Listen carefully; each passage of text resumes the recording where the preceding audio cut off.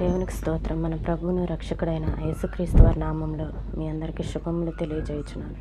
కీర్తనలు 41. యెహోవా కొరకు నేను సహనంతో కనిపెట్టుకొంటిని. నడవటం కంటే నిలిచి ఎదురు చూడటం కష్టం. అవునండి, నడవటం కంటే ఒక చోట ఉండి నిలబడి ఎదురు చూడటం చాలా చాలా కష్టం. కావలి వారు ఉదయం కొరకు కనిపెట్టుట కంటే ఎక్కువగా నేను నీ కొరకు కనిపెట్టుకుంటేనే అని భక్తుడు సెలవిచ్చాడు. అలాగే ఎదురు చూడటానికి సహనం కావాలి. ఈ సద్గుణం అందరికీ ఉండదు. అవును, ఎదురు చూడటం, వెయిట్ చేయటం అంటే చాలామందికి ఇష్టం ఉండదు. వెయిట్ చేయలేక, ఎదురు చూడలేక తొందరపాటు నిర్ణయాలు తీసుకునే వాళ్ళు కూడా ఉంటారు. ఎదురు చూడటానికి ఎంతో సహనం మనకి అవసరం. ఈ సద్గుణం అందరికీ ఉండదు. ఇదొక మంచి గుణం. దేవుడు తన భక్తుల చుట్టూ కంచెను కడతాడు. అది మనలను సంరక్షిస్తుందని తలుచుకుంటే బాగానే ఉంటుంది. అయితే ఆ కంచె పెరిగి బయటనున్నవి కనిపించకుండా పోతే ఆ చిన్ని వలయంలో నుండి సేవించటానికి ఉన్న ఆ కొద్ది అవకాశాల నుండి ఎప్పుడు బయటికి వెళ్ళగలమా అని అనిపిస్తుంటుంది. తనకు ఇంకా ఎక్కువైన సేవా బాధ్యత దేవుడు ఎందుకు ఇవ్వడు? ఈ మూలని ఇలా ఉండిపోవాల్సిందేనా? దేవుడు ఎవరినైనా బిగబట్టి ఉంచాడంటే దాని వెనుక ఆయనకు ఒక సంకల్పం ఉంది. నీతిమంతుని నడకను స్థిరపరిచేది యెహోవాయే అని కీర్తనల గ్రంథంలో ఉంది. అవును, సేవా బాధ్యత కొంతమంది ఎన్ని రోజుల నుంచి పరిచర్య చేస్తున్నా పరిచర్య ఎదగటం లేదేంటి, నేను దేవుని పనిలో ఇంకా దేవుని పరిచర్య ఇంకా విస్తరించడం లేదండి అని ఎంతోమంది సేవకులు ఎదురు చూస్తూ ఉంటారు. సంవత్సరాలు ఎదురు చూసిన సేవకులు కూడా ఉన్నారు. 5 సంవత్సరాలు ఒక సేవకుడు ఎదురు చూస్తే తన సంఘంలోకి ఇద్దరు నడిపించబడ్డారు. ఇలా సేవా పరిచర్యలో అయ్యో ఇలా ఇక్కడ ఈ సేవ ఇక్కడ ఉండిపోవాల్సిందేనా, ఇలా ఈ పరిచర్య అభివృద్ధి చెందదా, విస్తరించదా అని ఎంతో కాలం ఎదురు చూస్తూ ఉంటారు. అయితే దేవుడు ఎవరినైనా బిగబట్టి ఉంచాడంటే దానికి కారణం ఏంటంటే ఆయన యొక్క గొప్ప సంకల్పం ఉందని మనం అర్థం చేసుకోవాలి. నీతిమంతుని నడకను స్థిరపరిచేది యెహోవాయే. మనము నేను దేవునిలో ఉండాలి, దేవుని పని చేయాలి అని అనుకుంటే ఆ నడకను స్థిరపరిచేది, ఆలోచనలను స్థిరపరిచేది దేవుడే. ఈ నడక అనే మాట దగ్గర జార్జ్ ముల్లర్ తన బైబిల్ మార్జిన్లో నిలుపుదలలు కూడా అని వ్రాసుకున్నాడు. దేవుడు వేసిన కంచెలు దూకటం మనుషులకు ఏమాత్రం క్షేమకరం కాదు. దేవుడు యోబు గారి చుట్టూ కంచె వేశాడు.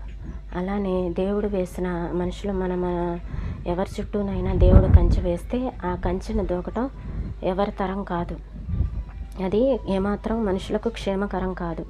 దేవుడు తనను ఉంచాడని నమ్మిన చోట నుండి ఒక క్రైస్తవుడు తనకై తాను కదిలి వెళ్ళిపోవటం మంచిది కాదు. ఇది క్రైస్తవుల నడిపింపుకు చెందిన ముఖ్య సూత్రం.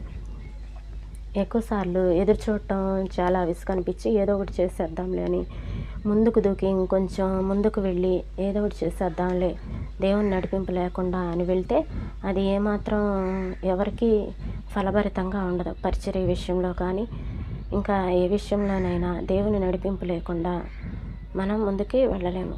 మేఘస్తంభం సన్నిధి గుడారం మీద నుండి కదిలేదాకా మనం కదలకూడదు. దేవుడే మనలను ఎప్పుడూ నడిపిస్తూ ఉంటే అందులోని శక్తిని మన నడతలో గ్రహిస్తాం. మనం పొందాలని కోరుకునే ఈ శక్తి మనందరిలో లేదు. అవును, దేవుడు నడిపిస్తూ ఉంటే అందులోని శక్తిని మన నడతలో మనం గ్రహిస్తాం. అదే మనం పొందాలని కోరుకునే ఈ శక్తి మనందరిలో లేదు. కానీ మనకు పురమాయించిన ప్రతి పని కోసము దేవుడు తగినంత శక్తిని మనకిస్తాడు. శక్తి లేదే, నాకు బలం లేదే అని అనుకుంటే నాయకుడిని అనుసరించడం ఇదే శక్తిలోని రహస్యం. నాయకుడిని అనుసరించడం, నాయకుడు అంటే మన దేవుడే. మన దేవుడిని అనుసరించటము, అలానే దేవుని ప్రార్థనలో దేవుని ఎదుట కనిపెట్టడం, ఈ రెండే శక్తిలోని రహస్యాలు అని మనకి ఇక్కడ అర్థమవుతుంది. విధేయత చూపకుండా మనకై మనం చేయబూనుకున్నది ఏదైనా మన కాలము బలము వృధా చేసుకునే ప్రయత్నమే. ఆయన నడిపింపు కోసం ఎదురు చూడండి. జీవితపు కెరటాలు ముందుకు సాగిపోతూ ఉంటే నిలిచిపోయి ఏమీ పని చేయకుండా చూడవలసిన వ్యక్తి పరాజితుడేనా? అందరూ ముందుకు వెళ్ళిపోతుంటే నేను ఇక్కడే నిలబడి నా పరిచర్య ఇక్కడే ఆగిపోతుంది, నేను ఇక్కడే ఉండిపోతున్నాను అని అనుకుంటే ఆ వ్యక్తి పరాజయం పాలైనట్లేనా? కాదు. దేవుని కోసం ఎదురు చూస్తే మనం ఎంతో శక్తిని పొందుకుంటాం. అతడు ఇంకా దేనికి పనికిరానట్టేనా? కాదు. ఊరక నిలుచుండి చూడటం వల్లనే జయం లభిస్తుంది. అవును, ఊరక నిలుచుండి చూస్తేనే దేవుడు మనకి విజయాన్ని అనుగ్రహిస్తాడు. జీవితం వెంట పరుగులెత్తి నానా రకాలైన పనులతో అలసిపోవటం కంటే ఇలా చేయటం 1000 రెట్లు కష్టం. నిలబడి ఎదురు చూస్తూ ఆశలు కోల్పోకుండా, గుండె జారిపోనివ్వకుండా చూడగలగటానికి చాలా గుండె నిబ్బరం కావాలి. దేవుని చిత్తానికి లోబడి చేస్తున్న పనిని, దక్కుతున్న గౌరవాన్ని ఇతరులకు వదిలి ప్రశాంతంగా, నిబ్బరంగా దేవుణ్ణి కీర్తిస్తూ పరుగులు పెడుతున్న జనసందోహాలను చూస్తూ నిలిచిపోవటానికి ఎంతో ధీరత్వం కావాలి. చేయవలసిందంతా చేసేసి నిలిచి కనిపెట్టే జీవితం అన్నిటికంటే ఘనమైనది.